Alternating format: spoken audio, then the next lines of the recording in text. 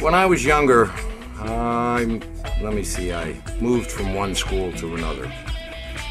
And when I arrived at the next school, of course, kids, because you're new and they don't know you, and there's a little feeling out process, and they want to see who you are and whether you can handle or take care of yourself. So they start to tease and pick and try you. And of course, then you try back, because you don't want to be the kid that everybody picks on. A lot of it has to do with peer pressure. You change one school to the next, as I explained, with, getting picked on, etc. But then there's other parts. Everybody's parents are a little different. Everybody's parents have different ideals, they have different morals, they have different jobs and positions and things that they do. Mine, when I was younger, happened to be a police officer, my dad. Because he was, and I grew up basically in the Woodstock area. I was 14 years old and rode my dirt bike to Woodstock. Of course, I wasn't supposed to do that either, but I did. I wasn't allowed to have long hair like the rest of the kids, and I couldn't have the bell-bottom pants or the big elephant bells, or have holes in my jeans and raggy clothes and peace signs. And so it was a matter of, as far as I was concerned, I didn't fit in with the other kids, and as far as the other kids were concerned, I didn't fit in. So that causes a little bit of turmoil and upheaval between all of us. One situation leads to the next. One guy getting beat up leads to the next.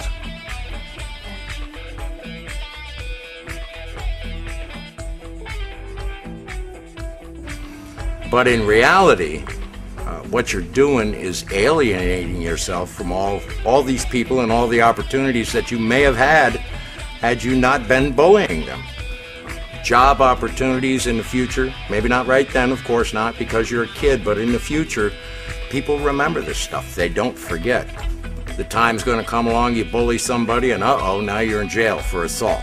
Or maybe it's not just a simple assault. Maybe that bullying puts it into an escalated thing where there's guns or knives, or somebody gets killed or seriously injured and you're in prison.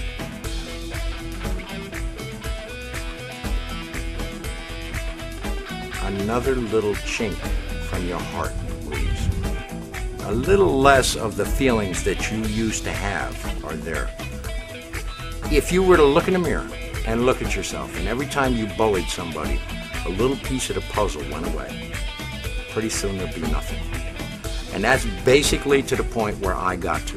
There was nothing left. All it was a blank mirror. There was no picture of it. Now that you've learned how to be assertive, not passive or aggressive, in standing up for your rights, and you've learned to calm down by changing your thinking and using self-control, you will need these skills to deal with responding to teasing.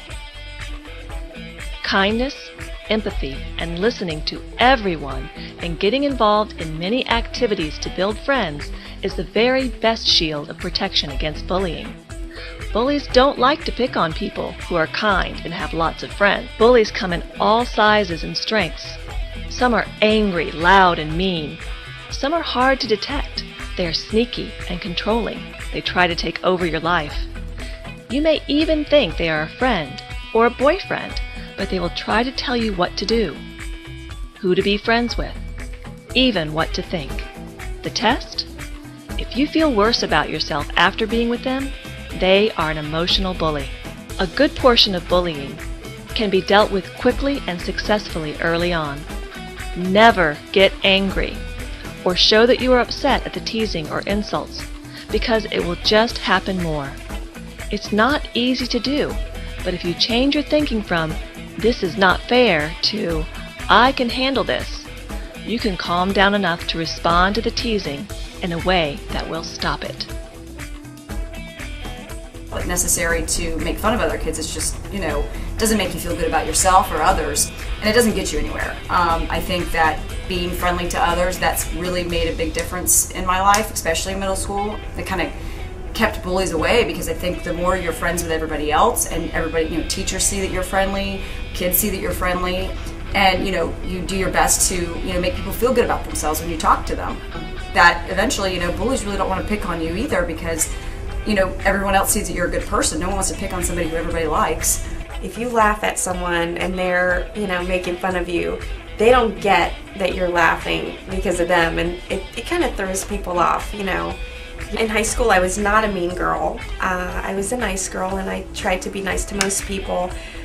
And when people are mean to me, I generally don't accept negativity. I decide every day, and I probably did start deciding that in middle school, that I wasn't going to put up with people being mean to me. And I don't have to talk back to people. I normally don't, but I have a really great sense of humor. So when people say something mean to me, I just laugh it off. It's not going to affect my day, and that actually gets people worse.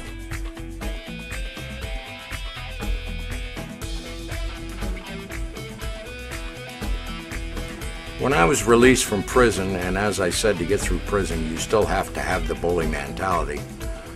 Nothing had really still much changed. I was still pretty much a bully. I got out of prison, jumped right back into drug addiction to try to hide my guilt and cover the pain. And I started a job for a man here in Tampa who truly got involved in my life, who truly cared for a change, but not out of fear or because he had to, because it was a desire that he saw something in me that other people didn't see. He saw what was underneath the outside skin, the facade that I had carried around for about 35 years of my life.